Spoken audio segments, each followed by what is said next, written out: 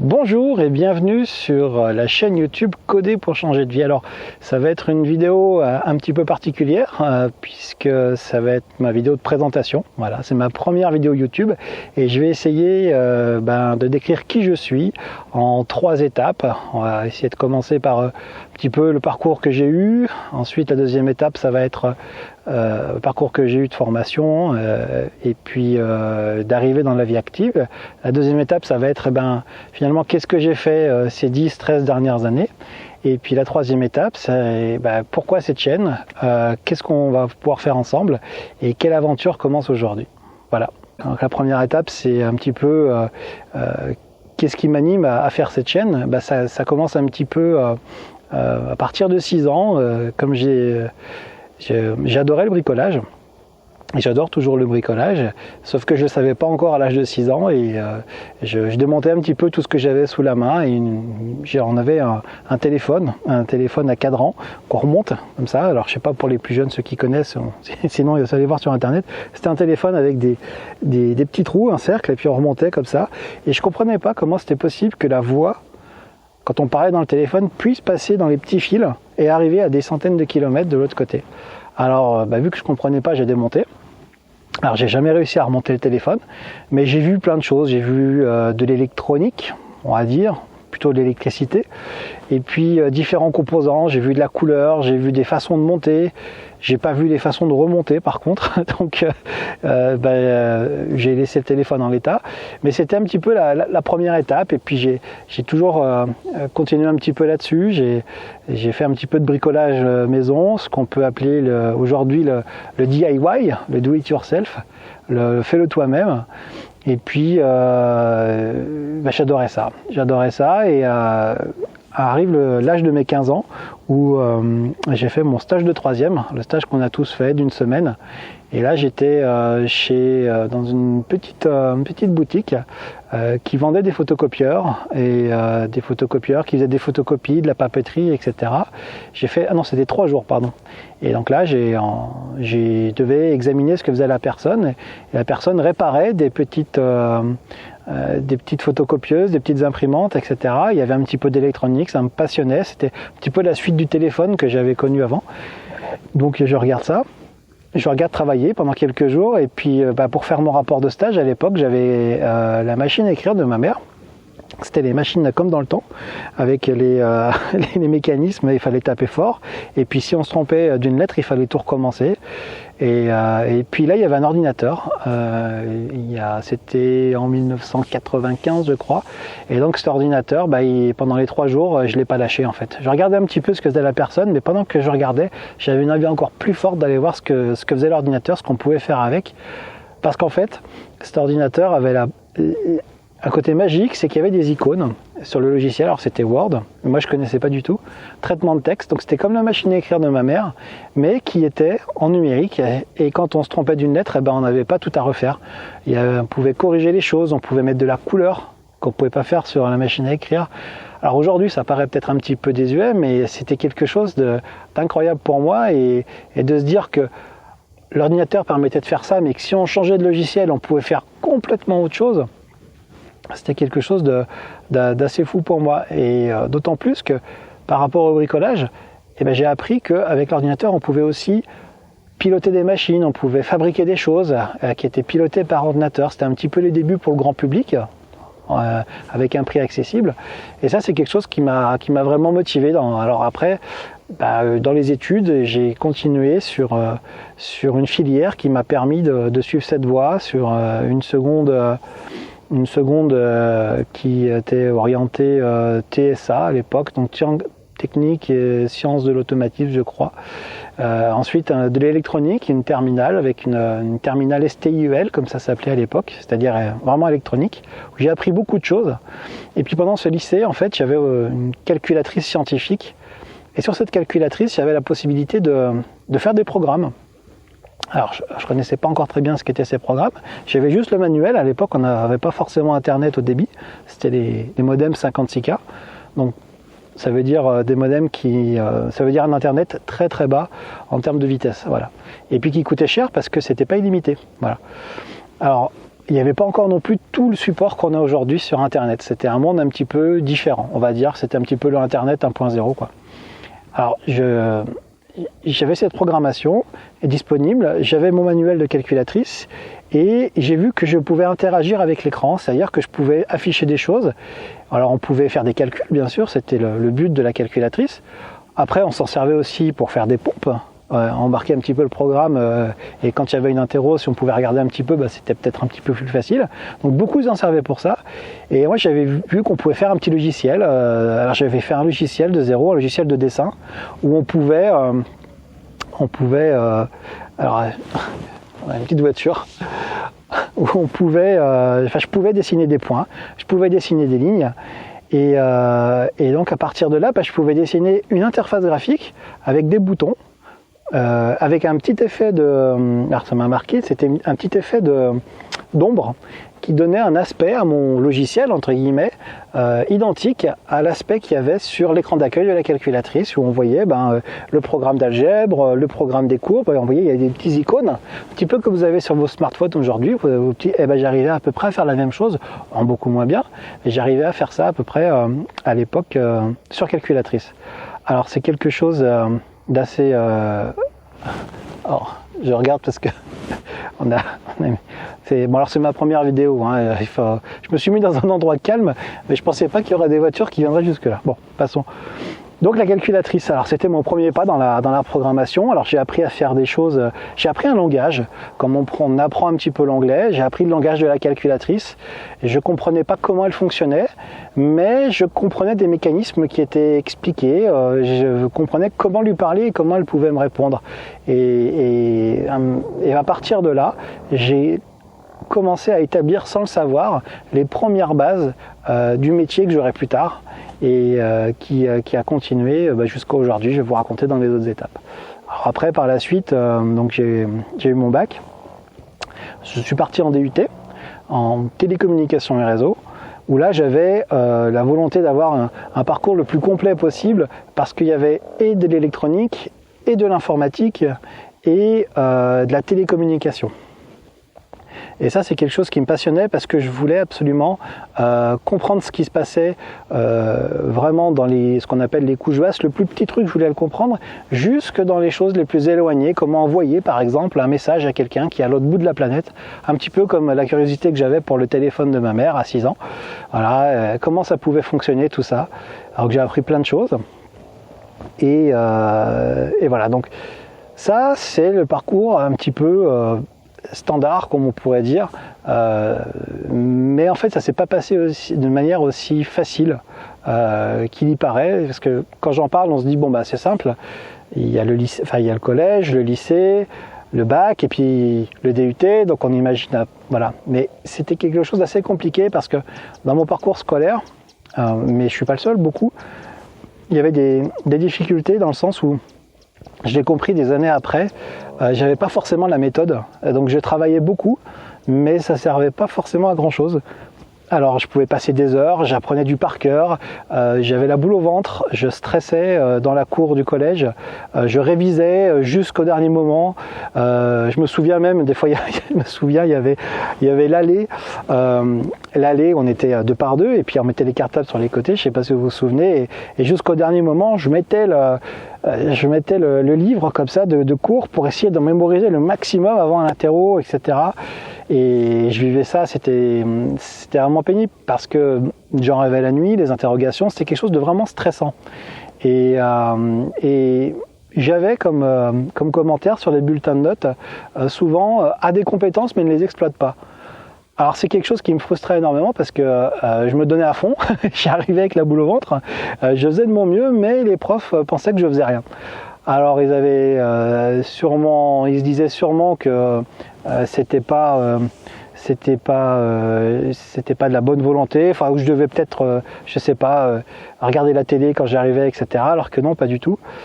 Mais ça choquait pas les enseignants, dans le sens où on me disait, on m'a pas posé la question de savoir pourquoi j'y arrivais pas, pourquoi j'exploitais pas mes capacités finalement. Je me suis rendu compte que c'était juste le bulletin sanction, c'est-à-dire qu'on disait là ça va pas, il peut mieux faire, ou des capacités, les exploite pas, mais on ne m'expliquait pas comment exploiter ces capacités. Alors, on le verra un petit peu plus tard et je pense que je ferai des sujets là-dessus, mais la base, à mon avis, c'est qu'on m'avait pas appris à apprendre à apprendre. Et ça, c'est quelque chose qui me tient à cœur aujourd'hui parce que c'est quelque chose que j'ai appris au fil des années et qui, pour moi, devrait être la première chose qu'on enseigne à l'école, c'est apprendre à apprendre. Apprendre à mémoriser, apprendre à comprendre le mécanisme d'apprentissage, etc. Pour tout simplement se sentir mieux dans ce qu'on fait, pas avoir la boule au ventre, ne pas avoir peur de l'interrogation, avoir le sentiment qu'on fait des progrès et être félicité par rapport à ça parce qu'on va le faire des progrès pour soi-même et les autres aussi vont le voir. C'est quelque chose de vertueux et si on ne comprend pas, qu'on nous explique pourquoi on ne comprend pas et comment le corriger plutôt que juste nous dire c'est pas bien, il faut mieux faire, il faut plus travailler, il faut moins discuter. C'est tout un cycle comme ça. Donc, je pense que c'était vraiment un gros problème au point où, en maths, malgré mon travail, j'ai décroché. Alors souvent on dit, et l'expérience de chacun, on sait tous qu'il y a des bons profs, il y a des mauvais profs. Je dirais qu'il y a des profs qui sont plutôt... on est tous différents et on a chacun son bon prof et chacun ses mauvais profs. Des fois il y a des affinités, des fois il n'y a pas d'affinités, mais c'est jamais forcément juste la faute d'un prof, d'un enseignant ou d'un élève. Voilà. C'est vraiment un contexte et des affinités, des façons de se comprendre, des façons de donner l'envie, des façons de savoir écouter aussi. Voilà. Ça, pour moi, ça va vraiment des deux côtés. Et c'est des choses que j'ai pas forcément bien fait ou qui a bien été fait de l'autre côté aussi. Mais bref, il y a eu un décrochement en maths qui fait qu'en fin de troisième, ma prof de maths en fait m'avait mis, je crois que j'avais eu 10 sur 20, m'avait mis Nicolas, bon courage. Voilà, j'attaquais le lycée avec bon courage. Alors sachant que on nous avait dit quand vous êtes en primaire, attention, la 6e c'est une année charnière, c'est super important. Quand vous attaquez le lycée, juste avant on vous dit attention, votre lycée, vous avez la seconde pour vous décider un petit peu, puis après c'est super important, parce qu'après finalement votre bac il va dessiner un petit peu votre avenir, c'est le début de votre orientation. Alors à ça, c'est rajouté à conseiller d'orientation un petit peu plus tard au lycée où j'avais des notes. Et puis, en fonction des notes, ils disent vous pouvez faire ça ou ça. Donc si on n'a pas les bonnes notes au bon moment, le conseiller d'orientation va dire si vous n'avez pas ces notes-là, même s'il prend sur un petit moment, il va décider de dire ça vous pouvez pas un petit peu. Ou en tout cas, il va essayer d'orienter. Donc il fait ce qu'il peut, mais dans la vie, il y a des moments où on peut plus que d'autres, il y a des phases, il y a des choses qui peuvent arriver. Voilà, on peut tous avoir des problèmes, on peut tous avoir des moments d'incompréhension, ça varie dans la vie. Et il y a une petite période qui permet de s'orienter pour plusieurs années. Il ne faut pas la rater, donc on se met la pression. Puis là, je suis tombé finalement sur quelqu'un qui m'orientait et je n'étais pas forcément d'accord avec lui parce que ce que je voulais faire, c'était continuer là sur cette notion d'informatique, cette notion d'électronique, etc. Et ça se dessinait vers une carrière d'ingénieur finalement. Mais au regard des résultats, ça voulait dire une première S, une terminale S, ça voulait dire maths sup, maths spé, ça voulait dire école d'ingénieur. Et au regard des notes, c'était clair que je pouvais pas intégrer une école d'ingénieur en l'état, même si je faisais beaucoup d'efforts. Et donc, ça mettait de côté finalement un métier que j'ai fait finalement, en passant par d'autres voies, je vous expliquerai un petit peu, mais je me retrouvais finalement devant un chef de gare qui avait jamais pris le train et qui m'expliquait quel train je devais prendre pour avancer dans la vie. Alors, on n'était pas d'accord, donc j'étais peut-être un petit peu expressif sur le sujet. Alors, je lui ai dit par rapport aux capacités, à l'envie en fait. J'ai dit capacité à ce moment-là et je pense que j'aurais dû dire l'envie par rapport à l'envie que j'avais. J'étais sûr que je pouvais me donner les moyens d'y arriver, mais c'était peut-être pas forcément la bonne compréhension. Donc on peut avoir des enseignants qui nous encouragent pas forcément, voire même l'inverse. Bon courage, 3 points de suspension. Voilà, on s'en souvient. Et puis la partie orientation aussi. C'était quelque chose de complexe, mais j'ai continué, j'ai fait de mon mieux et puis j'ai réussi à rentrer en DUT, donc j'étais vraiment content parce que je commençais vraiment à faire ce que j'aimais. Voilà. On s'aperçoit aussi qu'à l'école on apprend de tout, mais il y a des choses qu'on aime plus que d'autres et donc là il y a tout ce que je voulais faire, c'était mes matières de tous les jours, donc je m'éclatais, c'était super. Et puis le DUT, donc c'est en 2 ans, et le premier trimestre de la première année, si je me souviens, c'était à peu près au mois de décembre, un peu comme là, ça caillait un petit peu, et je reçois une lettre, on reçoit tous une lettre, et j'avais pas forcément des bons résultats, Je mets temps d'adaptation, on change complètement de contexte, on est tout seul dans une autre ville, etc. Il y a plein de facteurs. Mais le fait est que les résultats que j'avais pas forcément bons en maths, ça s'est continué au DUT. Et au premier trimestre, j'avais 8,5 de moyenne générale. Voilà. Donc avec 8,5 de moyenne générale, au premier trimestre, si on ne redresse pas vite la barre, on ne passe pas en deuxième année. De mémoire, il faut que sur l'année, on ait minimum 10 de moyenne générale. Voilà. Donc si on commence à 8,5, ça veut dire qu'on commence avec un handicap et qu'il va falloir vraiment batailler pour arriver à transformer l'essai. Alors j'ai réussi à transformer l'essai, mais j'ai quand même fini le DUT avec 1,5 de moyenne en maths. Voilà. Alors voilà, tout ça pour dire que c'est pas forcément aussi simple qu'on le voit dans le parcours.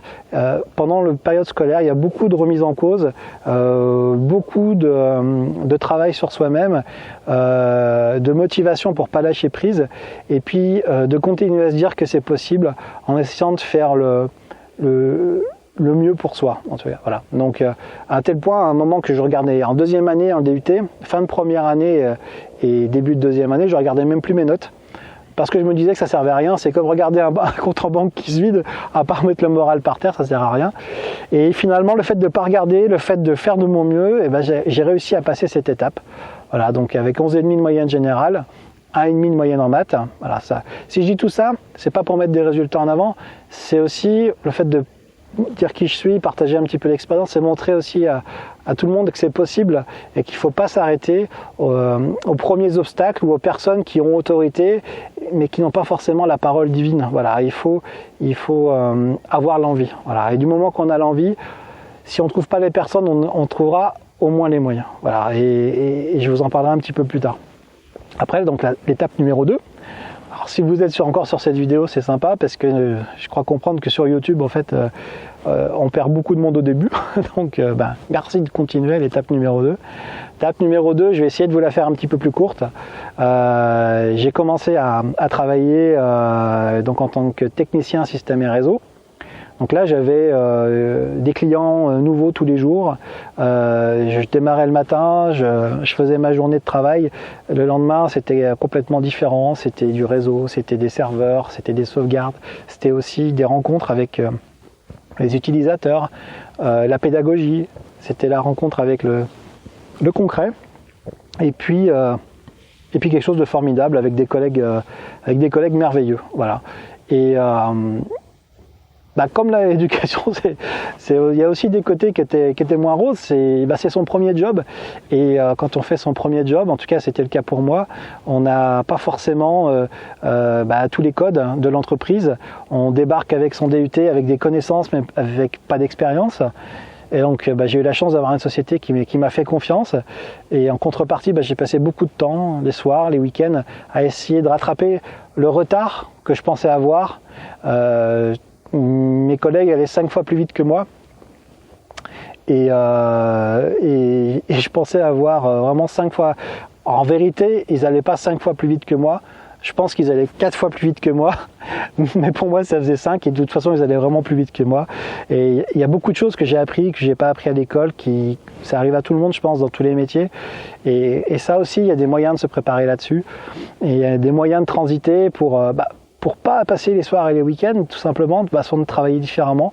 La méthode aussi, la curiosité, et puis être guidé, des fois, ça permet justement de faire ça plus en souplesse et de bien le vivre. Alors moi, je me suis éclaté, je finissais souvent à 20h, 22h, mais ce que je peux vous dire, ce qu'on commençait à vous dire maintenant, je pense qu'on en reparlera, mais tout le temps qui a été passé, c'est du temps qu'on investit sur soi, en fait, finalement, et qu'on peut réutiliser plus tard, et c'est jamais perdu. Voilà.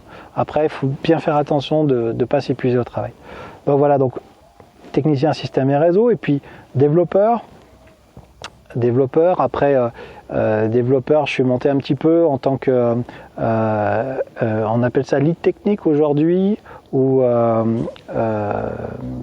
alors je sais plus, expert technique, voilà. Expert technique, c'est un petit peu en dessous d'architecte. Il faut savoir que bon, là, le métier de l'informatique, on peut souvent faire le parallèle au bâtiment. Il y a le développeur, ça va être l'artisan, et puis l'architecte, ça va être celui qui va faire les plans et qui va pouvoir, en informatique c'est aussi le cas, enfin c'est plutôt le cas en informatique, on va pouvoir un peu mettre les mains dans le cambouis quand on est architecte, ce qui se fait un peu moins, ce qui se fait pas en fait dans le domaine du bâtiment. Ça c'est l'architecte, et puis l'expert technique, ce serait un petit peu le responsable travaux.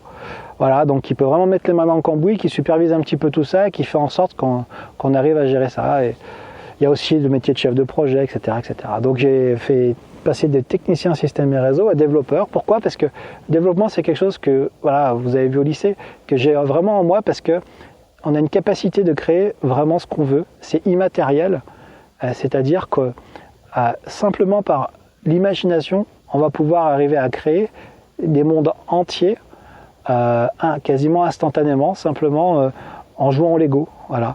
Et c'est quelque chose que j'aimais beaucoup, les Lego.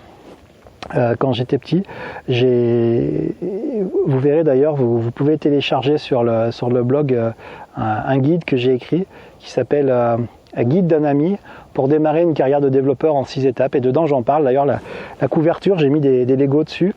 Et alors, faut savoir que c'est des Lego que j'ai à la maison, que j'ai aménagé pour prendre la photo.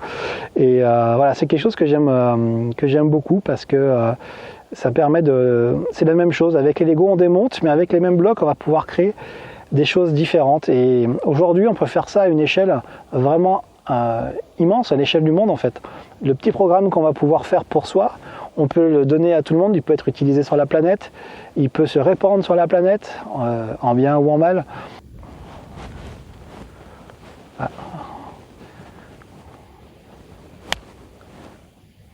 Ouais, pardon, je crois que ça a coupé au niveau de la vidéo. J'essayerai d'arranger ça au montage. Et je vais apprendre à faire. Et donc je disais que oui, on peut réellement construire des cathédrales. Et en termes on peut oser des choses que dans le monde réel on ne peut pas forcément oser. Voilà, il n'y a pas d'échelle, il n'y a pas de limitation à part celle qu'on se met. Et j'ai vraiment toujours voulu en faire mon métier. Et en passant de technicien système réseau à développeur, finalement, j'ai trouvé un endroit où je m'accomplissais pleinement. Et je ne regrette pas d'avoir fait technicien système et réseau. Pourquoi ? Parce que ce que je voulais aussi, c'est avoir une complétude, un petit peu faire le compagnonnage de l'informatique. Le compagnonnage, c'est des personnes qui vont pendant 7 ans devenir experts de leur art en apprenant toutes les techniques, en voyageant un petit peu en France et à différents corps de spécialisation dans leur métier, apprendre toutes les méthodes pour être complet. Et en informatique, quand on va fabriquer des logiciels, c'est une chose, mais ces logiciels vont communiquer sur la planète. Et il y a des protocoles pour ça, il y a des façons de faire, il y a des bonnes pratiques. Et c'est vraiment un axe, à mon avis, très important quand on souhaite devenir développeur. C'est aussi de maîtriser un petit peu tout ce qui est la communication, les réseaux, etc. Donc c'était finalement des bases vraiment solides pour basculer en développement. Et puis ensuite devenir, donc, comme je disais, expert technique, où là on va travailler sur des sujets pointus, on va être référent sur des technologies, etc. Et par la suite, j'ai aussi évolué en tant que consultant, puis consultant senior, parce que j'aime les gens. Voilà, j'aime les gens et il y avait aussi des possibilités de pouvoir aller plus loin dans la connaissance du besoin des personnes, de leur métier, comprendre le métier et pouvoir transformer ces besoins finalement en solutions avec des logiciels, plusieurs logiciels, plusieurs façons de faire en tout cas, un concentré en fait d'écoute, de compréhension qui permettait de fournir l'outil dont les personnes avaient besoin pour répondre à leurs problèmes. Et je trouvais ça vraiment très très gratifiant, et parce que c'est une aventure où on commence du début, on va suivre jusqu'à la fin et on va voir, il y a des difficultés, on les contourne avec le client, on est vraiment une équipe, voilà. Et une équipe côté client et une équipe côté réalisation aussi. Et ça fait vraiment des belles aventures et des belles histoires à raconter. Alors, sur la chaîne, j'espère pouvoir vous en raconter un maximum. Je vais essayer d'aménager tout ça. Et puis, je suis passé aussi par la suite au métier de chef de projet. Alors c'est un métier un petit peu différent. C'est un métier que j'avais vu de l'autre côté, parce que quand on est développeur, quand on est expert technique, il y a un chef de projet, suivant la taille des projets bien sûr. Normalement il y a un chef de projet qui nous accompagne, qui encadre tout ça. En tant que consultant, on est souvent soi-même son propre chef de projet. Ça dépend de la taille des projets sur lesquels on est. Et puis voilà, chef de projet à part entière. Alors un petit mot sur le métier de chef de projet, parce que c'est quelque chose qui peut faire, en tout cas pour les gens qui ne connaissent pas, qui fait souvent très bien sur le papier. Si je vous donne mon point de vue, il y a le terme chef de projet, il y a chef, voilà. Et moi je traduirais plutôt en responsable de problème, c'est-à-dire que quand il y a un problème, le client a l'interface au chef de projet directement.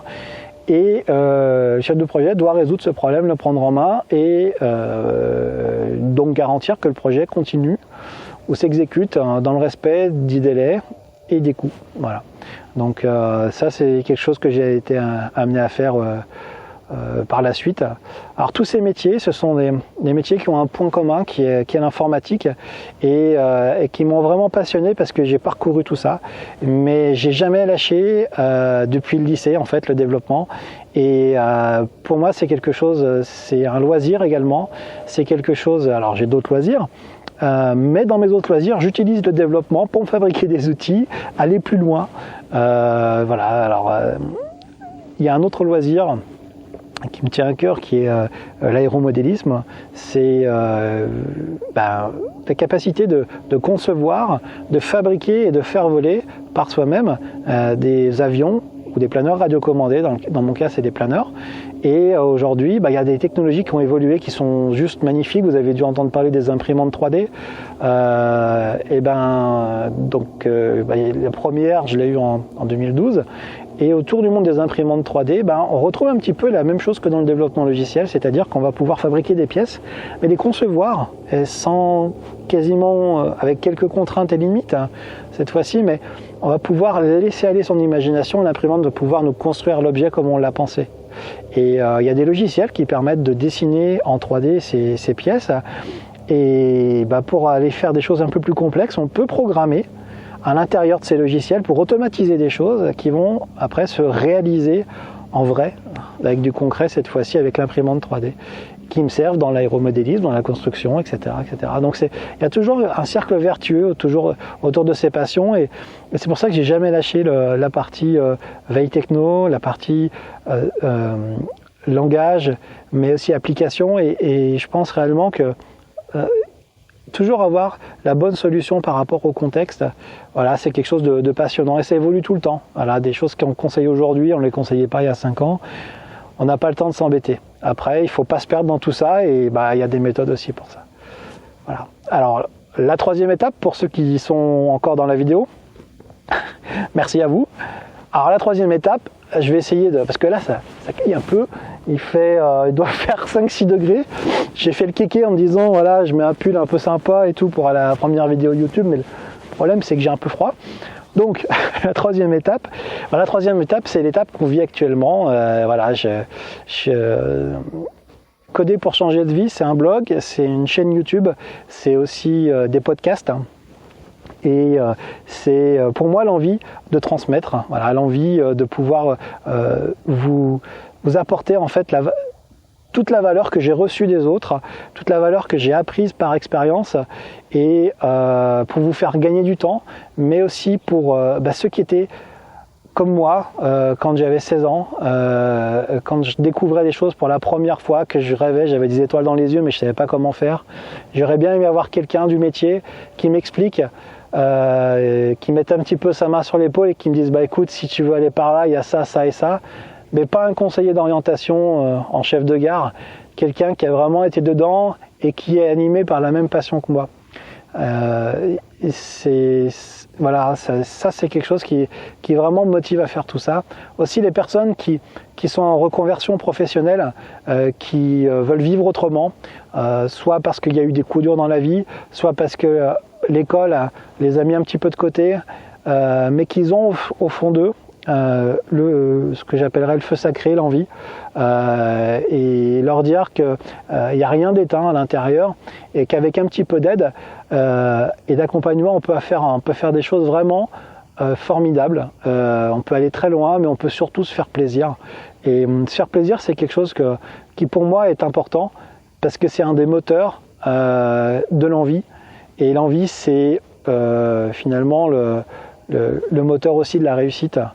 Et la réussite, alors il y a plusieurs définitions, mais être heureux de ce qu'on fait le matin, ne pas avoir la boule au ventre, s'épanouir, presque ne pas avoir l'impression de travailler, vivre des choses avec d'autres aussi, s'ouvrir sur l'extérieur. Il y a beaucoup de choses que ces métiers apportent. Et dans les reconversions professionnelles aussi. Pourquoi j'utilise ces supports aussi? Parce que je suis persuadé que aujourd'hui, on peut travailler autrement, on peut apprendre autrement. Voilà. On a des médias formidables, on a YouTube, on a des webinars, c'est des conférences qu'on peut faire à plusieurs. On peut prendre la main à distance sur un poste. Tout est accessible gratuitement. On peut vraiment apprendre par soi-même. Par contre, c'est tellement large que avoir des informations sur comment trouver l'information, comment la structurer, comment naviguer là-dedans et utiliser le temps qu'on a pour apprendre, mais apprendre juste. Voilà, ça c'est quelque chose qui est, je pense, important, et apprendre juste partout. C'est-à-dire que casser les barrières de toutes ces limites qu'on a, où aujourd'hui en France on a beaucoup de choses qui sont centralisées à Paris. Quand on veut reprendre des études, par exemple, si on veut reprendre des études, on va être souvent obligé d'être proche d'une grande ville, alors que avec les supports qu'on a aujourd'hui, je pense vraiment on peut apprendre autrement, et 2, on peut apprendre de n'importe où, et 3, on peut apprendre à son rythme. Et pas besoin de se mettre la pression, pas besoin d'avoir le stress de l'interrogation qui va arriver, l'évaluation de la performance. La performance, c'est celle qu'on crée soi, et la valeur, c'est celle qu'on apporte soi. Et pourquoi pas l'apporter à travers des projets dont on est fier, et de se donner le temps pour le faire. Voilà, faire vite et pas bien, c'est pas forcément une bonne idée. Il y a différentes façons de faire, voilà. Mais une façon de faire qui vous corresponde. Et puis il y a un autre point aussi, c'est les personnes aujourd'hui qui veulent monter des projets. On s'aperçoit que la plupart des projets qui sont montés aujourd'hui sont largement basés sur les nouvelles technologies. Il y a beaucoup de modes, d'effets de mode, il y a beaucoup de jargon, il y a beaucoup de termes un peu marketing. Donc il faut arriver à lire un petit peu dans tout ça et bien comprendre ce monde-là. Je pense que c'est quelque chose qui permet de mieux piloter son activité quand on veut démarrer son entreprise en tant qu'entrepreneur, savoir se faire accompagner par des gens, savoir si les équipes qui vont mettre en place ces solutions, comment on peut compter dessus, parler le même langage en fait finalement, et comprendre les mêmes choses. Par exemple, c'est pas parce que je sais pas faire une vidange, je sais pas changer ma batterie sur une voiture que je peux pas comprendre des principes, et puis en parler avec mon garagiste, et puis d'être content sur comment ça va se passer, et voilà, et faire des relations qui sont pas des relations basées sur la méfiance et l'incompréhension, mais sur l'envie de réaliser la même chose avec chacun, son domaine de compétences. Et voilà, je pense que les personnes qui veulent entreprendre et qui veulent en savoir plus justement sur ce métier de développeur, d'architecte, de tout ce qui se met autour des projets informatiques aujourd'hui, ça peut être intéressant de rejoindre justement cette aventure et puis de voir un petit peu comment ça se passe.